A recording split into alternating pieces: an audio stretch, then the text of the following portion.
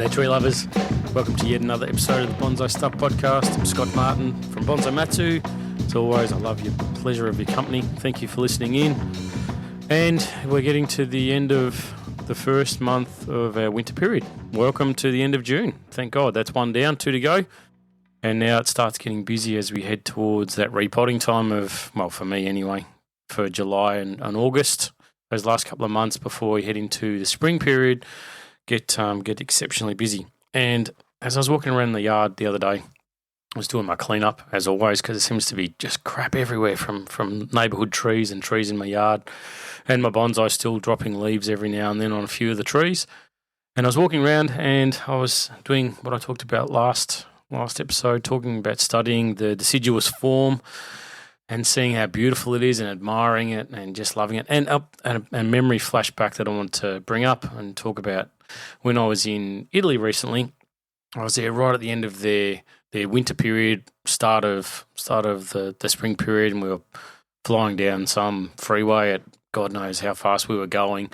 And as I looked out the window, if you're from Australia, you'd get the image that I'm going to create for you. But as we were driving down this freeway, looked out and it looked like there'd been a bushfire. Like there was all these naked trees, and they were sort of stripped, and it was just trunk and branches, and that was it. There was not one ounce of foliage. You could see the rolling hills in the background, and I was sort of blown away, thinking, "Oh wow, look at that! We only see this sort of thing in Australia when there's been a bushfire, when eucalypts have all been cleaned out, and there's just trunks left before they start to shoot back again." But it was actual massive deciduous forests of ash and oak and all different, and beech, different types of trees, but they looked absolutely magnificent. It was the first time that I'd ever seen an enormous deciduous forest like that, where you were driving for kilometre upon kilometre of just these barren trees everywhere that looked quite stark, and I'd never seen it before.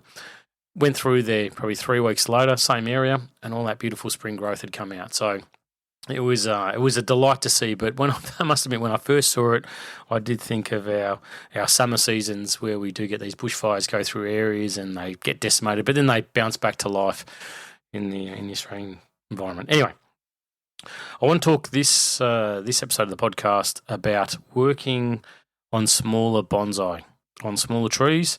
I'm not going to classify them as whatever size they are. I'm just going to talk about them being smaller and the mindset that you have to have. I was working recently through a lot of pines, and I saved all my little ones to be done in one batch together, because for me, I find that I've got to have the right approach in my mind. If I'm jumping between larger trees and smaller trees, then the choices that you make are very different. So I want to have a yak about that. And also, as it's getting to that time, styling and all the rest of it is going to come to the fore before the leaves start to pop out on deciduous. You've got your pines, your conifers you're going to start working on as well if you haven't already. But I just want to give you a little tip on wiring that I use to make things a little bit easier for you when you're trying to connect branches. So without any further ado, let's get into it.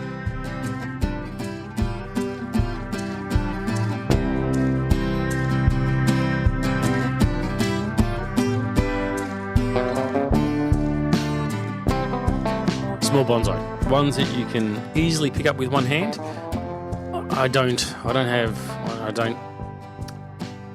to be delicate about this. I don't like the really small ones, the super small ones that are, maybe a couple of fingers wide in the pot, because they're very hard to look after, very, very hard to keep alive, very hard to maintain in a realistic form, and they dry out so terribly quickly that for me and my setup, they're just very hard to look after. So I'm talking about the small trees that maybe are in pots that are, 10, 15 centimetres wide, something like that.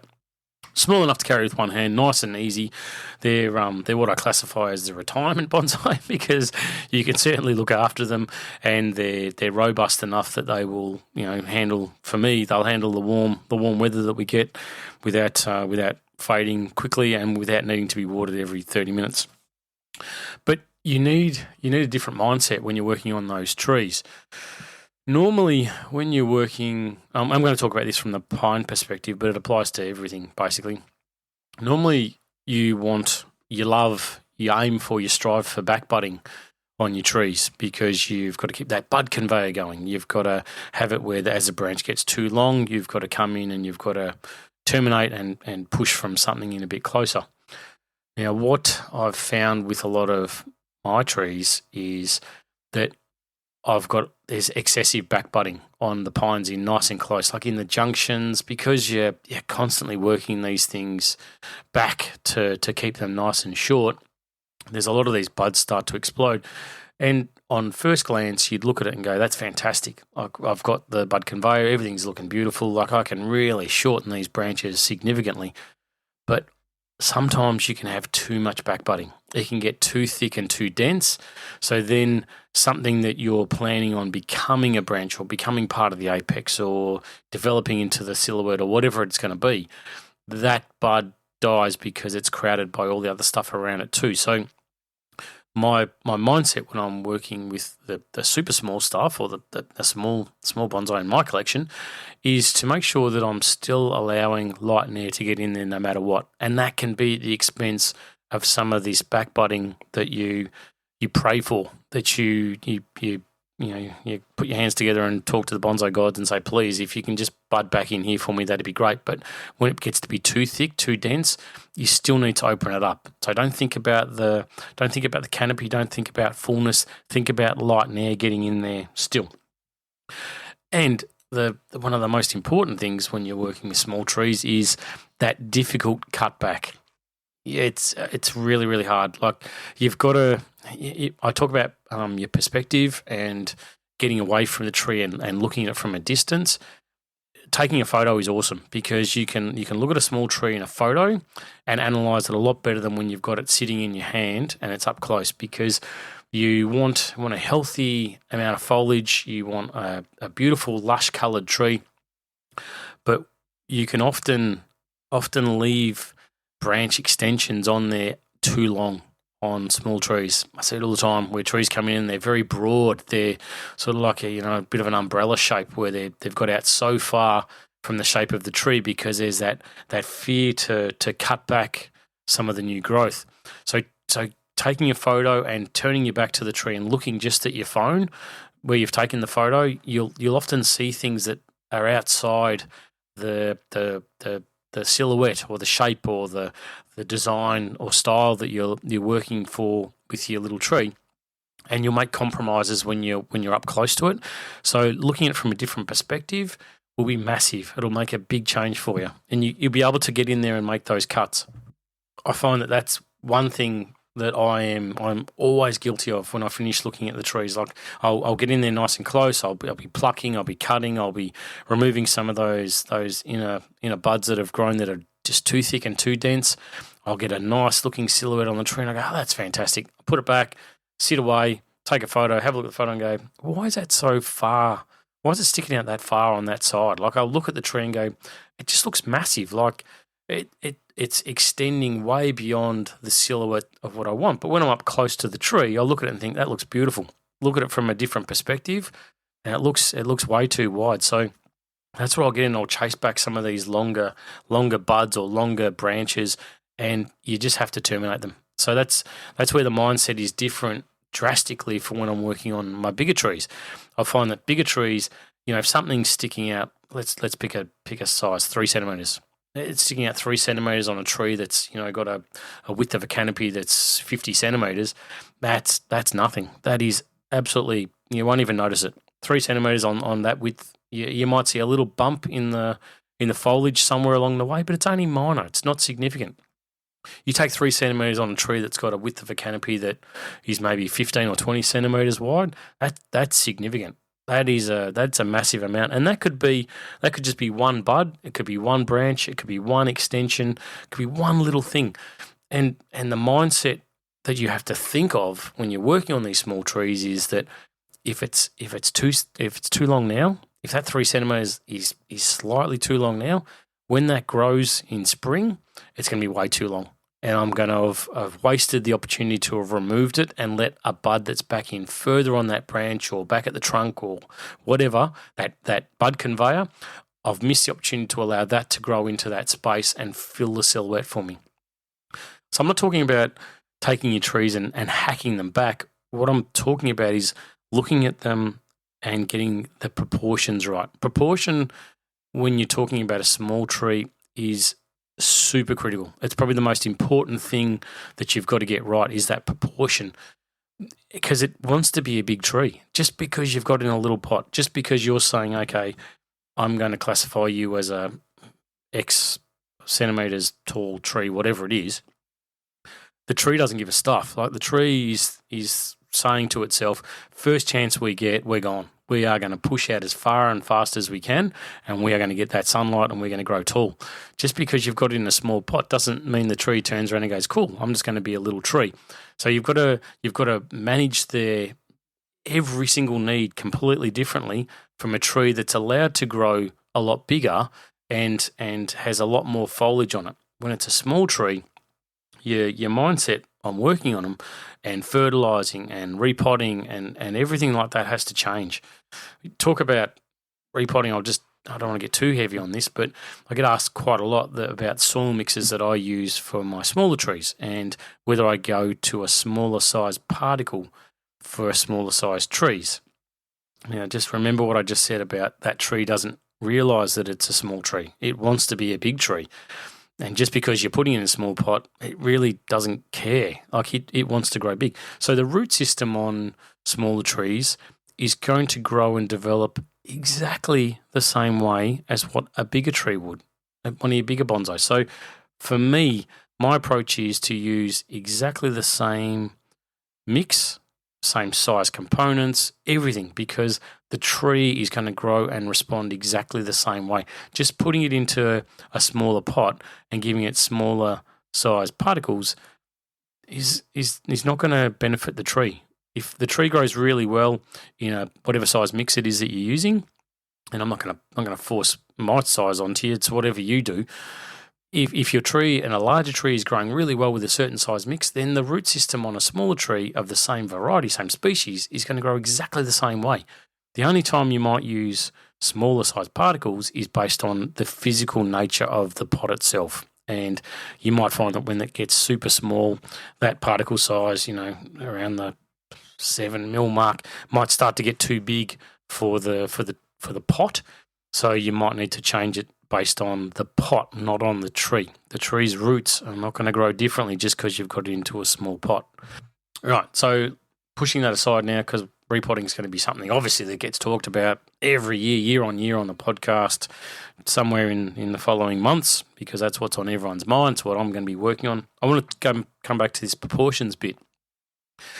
Now, proportions, think about it from if you could draw a picture, or if you could take a photo of a tree, like I'm talking a big tree, a grand tree, like that's 100 meters tall, whatever it is, and you can look at that on a photo that's 10 centimeters tall on your phone, and you look at the proportions of that tree and go, that's perfect. That is exactly perfect. Those proportions that apply to that enormous tree are still going to apply to your smaller trees. So don't just make it a little shrub, a little bush that's thick and dense, and it's only 20 centimeters tall compared to a 100-meter tall tree. Try and work at the spaces, the proportion, the size of the canopy, the extension of the branches and their pad size, the gaps, the negative space in between those little branches too. It gets harder and harder the smaller the tree becomes to try and force something like negative space into the smaller trees, but it's still very important. Otherwise, you end up with a blob of foliage. And when you're working with something like a black pine, for instance, it's got long needles on it, working on your decandling techniques to reduce the size of the needles to get in proportion to the size of the tree. So the timing that you do the decandling gets really, really important. You've got to watch your fertilizing of smaller trees as well, because if you overdo it, if you push them too hard, maybe it can lead to some fertilizer burn on some of the more delicate species. Your deciduous, going too hard, too heavy, too fast. With a deciduous tree, you might find that you're gonna have an issue with it. Extensions of growth can really push out of control, but you go to the pine side of things, and we know we're going to be needing to decandle this thing. So you need to get the strength into the tree. You build the strength into the tree, you get the back budding, you get the bud conveyor as well. So there's a completely different approach to everything that you do with smaller trees. I find them highly rewarding and highly frustrating as well, because they want to blob. They want to push foliage into just a mass. So you can look at them, you can prune them, and you'll end up with like a nice looking silhouette structure. Yeah, it might be okay, but there's none of that separation. There's none of those interest points with a smaller tree. The smaller it gets, the harder it is to create that interest to be drawn into it, and not just flick past and go, yeah, okay, it's a shrub. That's all it is. It looks like a shrub in a pot. So you've got to make sure that when you're working it, that you're opening it up. You're working on those different areas. Work at a micro level. So getting close to the branch, prune the branch, get the shape of the branch that you want, start working on a pad for the branch, and then start working up from there. And try and keep it in proportion. That distance perspective that I talked about, final straw, make it that's the last thing that you do with these little trees to ensure that they're in proportion. Watch the apex doesn't get too broad. Make sure that your canopy doesn't turn into a big umbrella, which is bloody common. Try and work in areas of separation into the trees as well. Watch the excessive crowding with back budding and the bud conveyor from taking control of the future of the tree. It's up to you to control what grows and what stays and what develops, not for the tree to push its resources where it thinks it wants to go. Keep in mind that it even though you've got it as a small tree, it wants to be a big tree. So you've got to manage that. You've got to stay in control of it. Watering needs for small trees are a lot harder. The smaller the pot, the more difficult it becomes, and you really want to work on these trees from the perspective that you're going to have them for 100 years. More. They're going to get passed down to your great grandkids. So when you're working with these things, make sure that it's a long-term prospect. Don't do it as something that's sort of for now, because you'll get disappointed with it, and don't keep it as a blob. Really work those areas of separation. It'll make such a massive difference to the beauty of this little tree that you've got in your hands.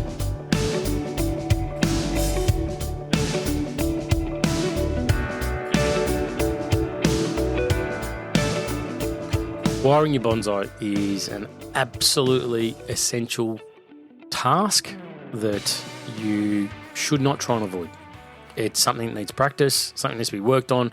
There's a squillion and one videos out there on how to wire. I'm not going to talk about whether I think any of them are any good or not. It's up to you to work out. Look at the end result of wiring. Wiring should be one of those things that is secondary to the beauty of the tree. It's always been my approach. It's always the best way, where you look at the tree and go, that's magnificent, and then after that you see the wire that's helped create that design. Wiring's got a function. It's for beauty. It's also for opening up, letting sunlight and air into those inner areas. It helps with the bud conveyor. So much to it. My approach to wiring is really, really simple. Strong, heavy wire early. Get on those primary branches, get them in place. Then look at secondary wiring, secondary branches with a lighter step-down wire into those areas. Then after that, very minimal wiring. Once I've got the bones or the structure of my bonsai set, then wiring takes a back seat. Like on my more completed trees, I find that I'm doing a lot less wiring. A lot of it turns into clip and grow, because that's what I want to see with my trees. I love seeing a beautiful structure, but then I like it to have a natural feel for how it grows. Completely my approach. Doesn't need to be your approach. You can wire it to the tip of every branch every single year and make it look however you want. As long as you're happy, go for it. But for me, I like to set my key branches. I like to do my secondary wiring. And once I've got that all set, then let's move on to clip and grow. Some trees you'll need to wire, like pines and stuff like that. You'll find they'll start ski jumping at the tips. So you might find you're doing a bit more on a lot of things like that. But trees in my native collection or in my deciduous collection, I find that once I've got that key part done, then I can scale it back a little bit, and the wiring's not so onerous. And I talk to people all the time in the workshop where they say that they're wiring trees all the time. That's all they're doing, and it feels like that at the start. It really does. It feels like you're putting wire on, you're cutting wire off, it's starting to cut in, you're scarring the tree, you're putting wire back on because the branches start to bounce around, and it just feels like it's a never-ending chore. I promise you, it does get easier. It does get less. It scales back a hell of a lot over time, and you'll find that you're only really working more with the younger trees or the fresher trees in your collection that you're styling. You're putting your thumbprint on. You're doing a lot more wiring with those than what you are your finished or closer to finished trees. So good wiring comes with practice, with technique, with using two hands, one to hold the wire, one to wind the wire on. But the tip that I wanted to talk about today that I found is invaluable, I find my approach to wiring is, and I've talked about it, I think, on earlier podcasts, is sort of the wax on, wax off approach. One wire goes clockwise, joins around a branch or a trunk or whatever it is, gets the next one, and then that second wire changes direction, goes anti-clockwise. So it's like a Mr. Miyagi thing. It's the wax on, wax off. That's how it was explained to me and taught to me, and it works beautifully. Works really, really well. But when I'm applying, I'm talking about your key wire here, so your heavy wire that gets put onto your key branch. My thought is always about the next step. So if I put this wire on here, how do I get wire without crossing to look nice and neat to go from that branch to that branch? And it's difficult. It messes with your head. Like you can look at things and think about it so much, but there's a really easy approach that I use that sort of makes wiring second nature as I'm putting wire on, and I don't have to think about the second wire. I can focus on the here and now. If you get too distracted when you're putting on wire, that's when you start snapping things off. That's when you'll start breaking branches.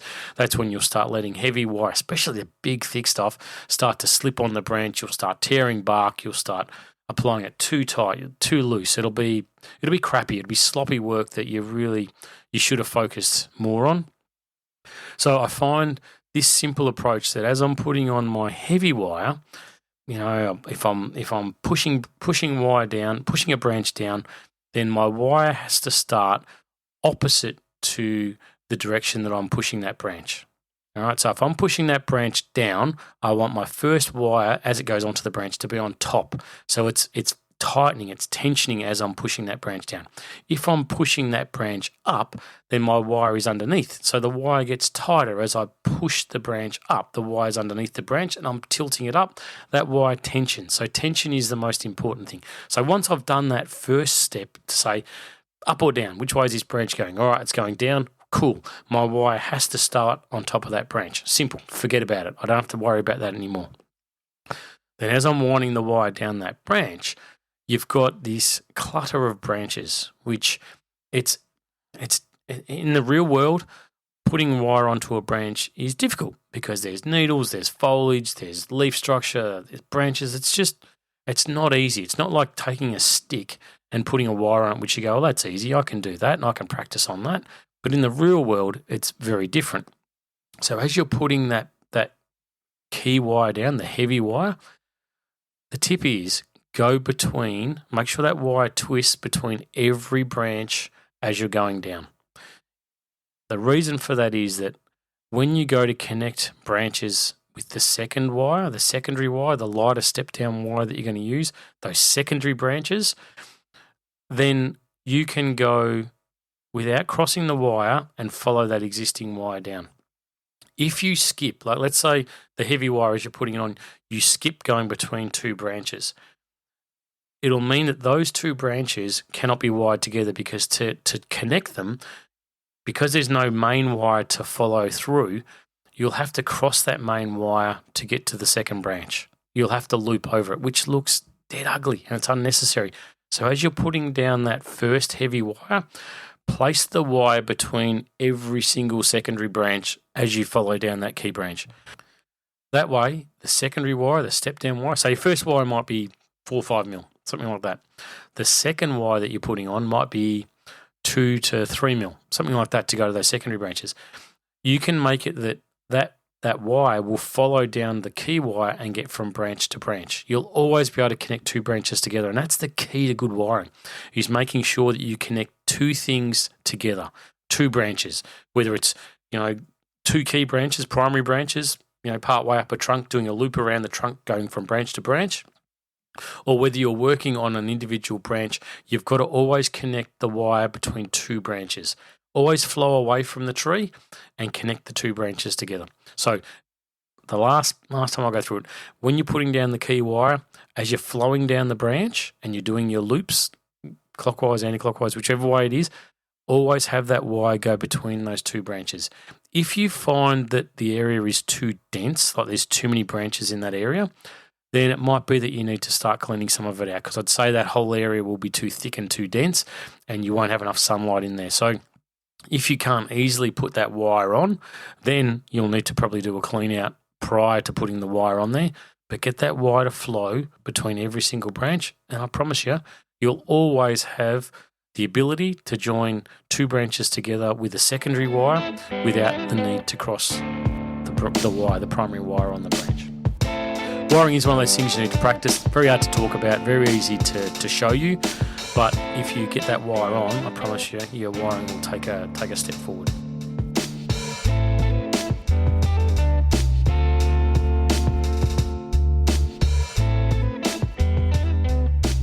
All right, tree lovers, we are done. Thanks for listening in to another episode of the Bonsai Stuff podcast. And now is the time to have all your repotting gear ready to go. You should have your soil, your pot mesh, your tying wires, new pots. You should have everything lined up like little ducks in a row, ready to rock and roll to get this repotting done. Think about where you're going to be keeping your trees post repotting as well, and for how long. And make sure that you've flagged your trees that need to be repotted. One thing that I do at this time of the year, because we're in winter, but you get these dry periods. It might be 2, 3, 4 days without rain, and everything starts to dry out, but it's still cool. The trees aren't really, doing very much. So your watering is definitely scaled way, way back from where it used to be. But one tip that I use for myself, one technique to know whether I need to repot, is I'll have, let's call it 3 or 4 trees, same species, repotted all about the same time.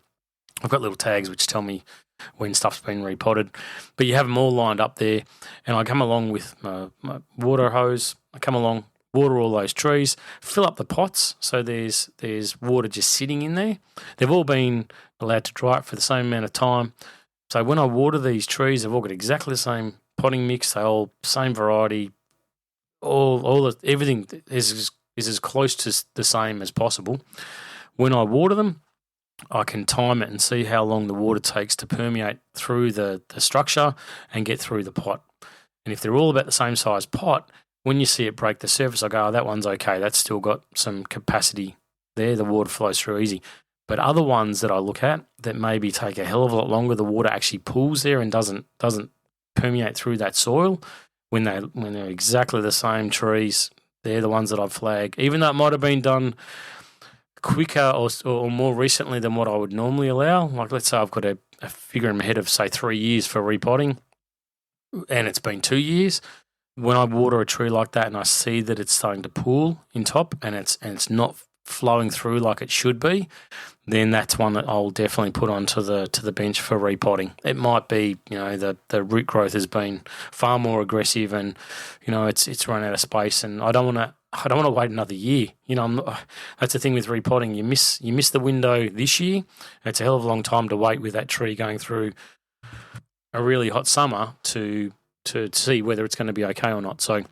So flag your trees for repotting. Make sure you've got your ducks lined up. Be ready to go. And then next time I talk to you, we'll be in repotting season. Anyway, give your trees a cuddle for me. Make sure that they are given as much love as you've got to give them. And until next time, as always, happy bonsai.